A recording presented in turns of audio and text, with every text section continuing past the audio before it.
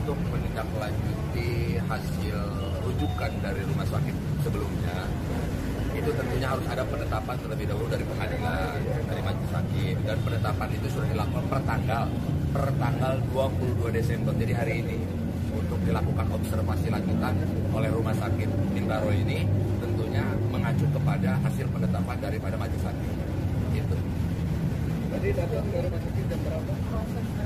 14, kalau tidak salah pukul 2 siang tadi. Tindakannya langsung dilakukan sama rumah sakit seperti apa, Mas Haji?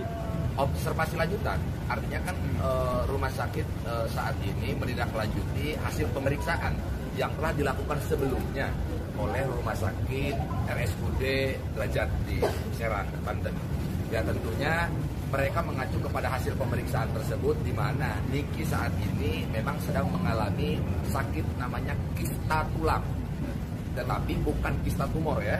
Kista tulang yang dimana di dalamnya terjadi pengeroposan ataupun pengapuran yang mengakibatkan pengeroposan. Saya ulangi, terjadi pengapuran yang mengakibatkan terjadinya pengeroposan di tulang sendi leher yang posisinya adalah dari sendi kelima dan keenam, dan yang paling parah itu adalah sendi yang kelima, kalau tidak salah yang kelima, di mana sudah terjadi bolong di tulang sendi Niki. Nah, itulah yang menyebabkan Niki selama ini mengeluh sakit kepala, sakit leher, sakit tulang, ternyata terjadi pengeroposan. Nah, pengapuran itu ya, makin lama itu akan makin membesar, dan maka dokter kemarin mengatakan apabila ini tidak dilakukan penanganan yang serius, cepat dan tepat, maka kemungkinan Niki akan mengalami kelumpuhan. Itu kata dokter kemarin. Maka muncullah dari dokter ortopedi yang pertama dari Serang, Banten, itu merujuk kepada rumah sakit di Bintaro ini di Jakarta, yang dimana konon katanya alat di sini lebih lengkap dan lebih canggih. Tentunya itu bisa menunjang segala bentuk kondisi Niki untuk lebih mendalami penyakit yang dialami oleh Niki itu sendiri. Dan hasilnya insya Allah akan disampaikan besok ya, besok oleh dokter hasilnya nanti seperti apa. Akan tetapi malam hari ini Niki perlu ada rawat inap terlebih dahulu sambil menunggu hasil daripada MRI, hasil daripada pemeriksaan yang sudah dilakukan oleh dokter ortopedi di rumah sakit. Tapi terlihat tadi ada pihak pengawalan dari kejaksaan. Oke.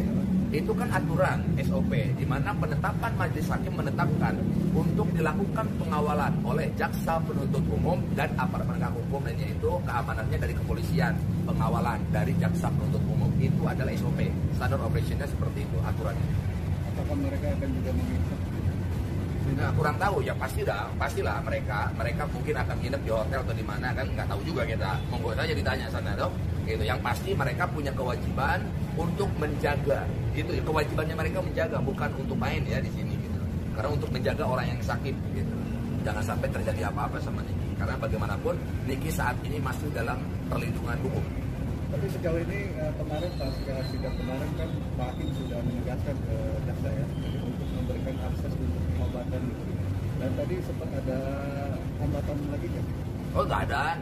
Justru saya ini adalah sebuah bukti ya bahwa hakim telah menunjukkan sikap, menunjukkan rasa keadilan bagi seluruh rakyat Indonesia. Ini konkret ya. Artinya kemarin beliau menyampaikan bahwa harus memberikan hak-hak terdakwa, di mana hari ini Niki mendapatkan haknya beliau sebagai terdakwa, dan majelis hakim telah memberikan hak tersebut kepada terdakwa. Ini luar biasa, kita apresiasi lah dari keluarga, dari semua masyarakat pasti akan memberikan apresiasi yang sama kepada majelis hakim.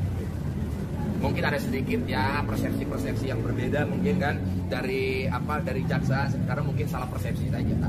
Ya wajar lah, itu biasa. Tapi pada prinsipnya adalah kita menghormati apapun hasil dan keputusannya. Kan bagaimanapun begini, hak Niki untuk hidup mendapatkan kesehatan itu kan sudah diatur dalam undang-undang. Ya, coba baca Undang-Undang Dasar 45 Pasal 28H ayat 1.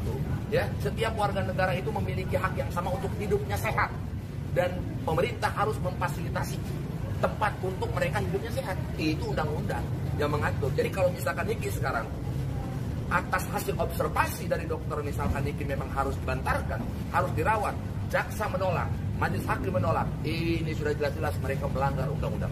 Ya, mereka harus menjadi yang namanya role model, dalam penegakan undang-undang. Jangan sampai mereka adalah sebagai penegak undang-undang justru melanggar undang-undang itu sendiri. Kalau memang sakit dia harus diselesaikan, harus diobati. Kalau dia sudah kalau dia sudah sehat, sudah diobati, maka dia akan kembali pulih dan akan siap menghadapi lawan. Gitu. Doain aja tanggal 29 Niki akan siap menghadapi orang yang selama ini ngumpet terus itu. Hari ini